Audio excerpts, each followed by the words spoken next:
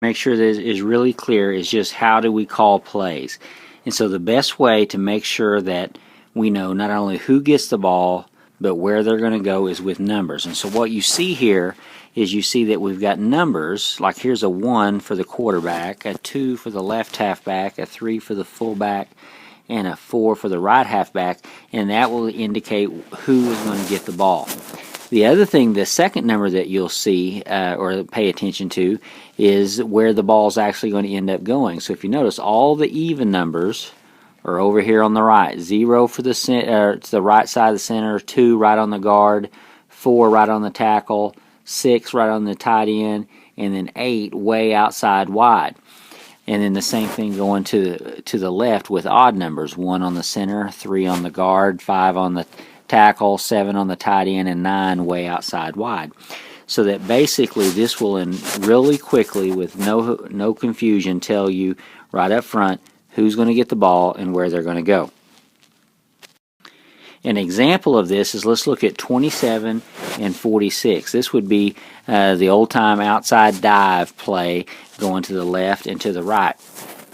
So when you see, if we call 27, I know that the 2-back or the left halfback is going to be going right at the 7 hole. Okay, so literally what's going to happen on this is at the snap of the ball, the quarterback knows I'm going to give it to the 2-back going right at the 7 hole, and this is a straight dive. The quarterback comes right down the line.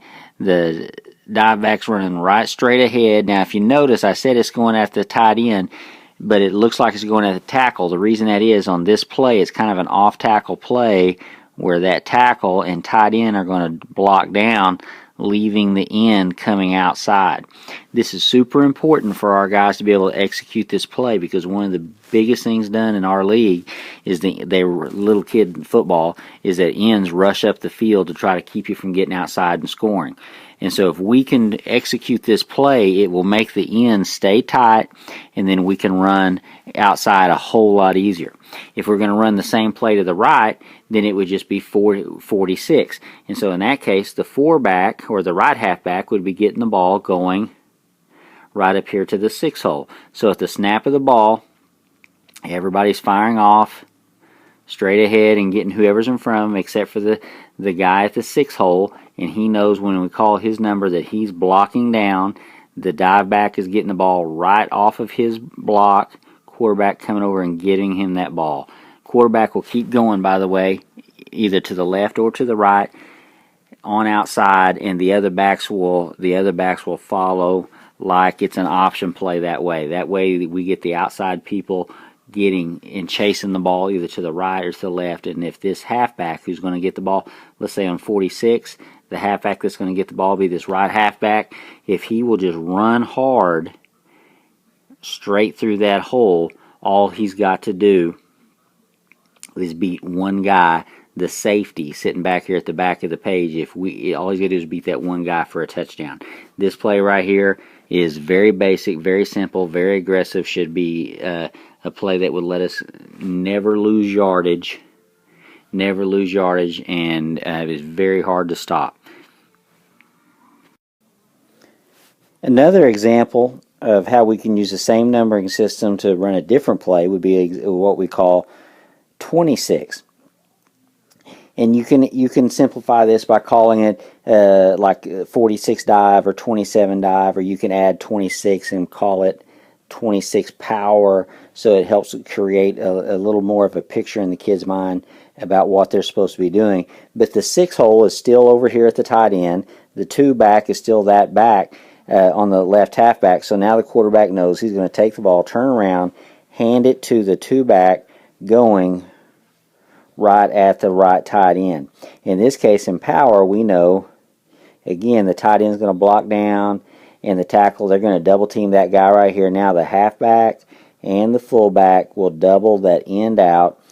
The left halfback's going to be getting the ball and going right up inside, right off the tackle's butt, right at the tight end.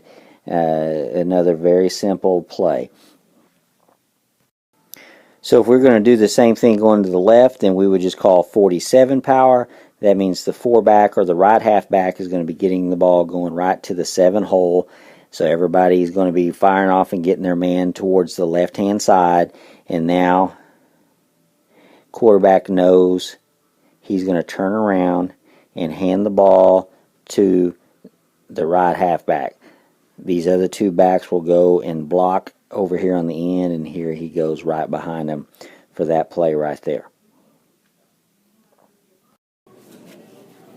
Another example of how we could use this to get a little bit of a different type of look is if we switch formations. If you notice, up here I'm calling this formation I right, okay? I right. And all that does is take a halfback and put him back as a tailback, so we get a little bit more of a power type formation. And so if that happens, the tailback, in this case right here, this guy we call the 5-back, all right? We could call I right 56. Everybody up front just hears 6, so they're still doing the blocking down like that they did a while ago. Everybody else getting the guy who's in front of them. And then the quarterback knows he's just going to open up and hand the ball to the tailback. Okay, so in this case right here, the tight end and tackle will block down on that tackle. There'll be an end standing out here that's going to come up the field. And what we'll do is we'll block down on the tackle. Everybody else will fire out and get the people that are in front of them.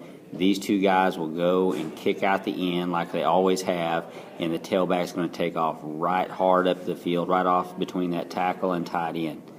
And so quarterback just turns around and gives him the ball. And if we could do the exact same thing by going I left and then calling it I left and then calling it 57, in which case that would be headed right over there, and these guys would be blocking down. Your formation would basically flip. So that's an example of how we can run 4 or 5 different plays in the line, and everybody knows where to go. It's not really only one blocking rule, but it lets us attack it in different ways really quickly just by using a number for who the back is and then also a number for where the hole goes.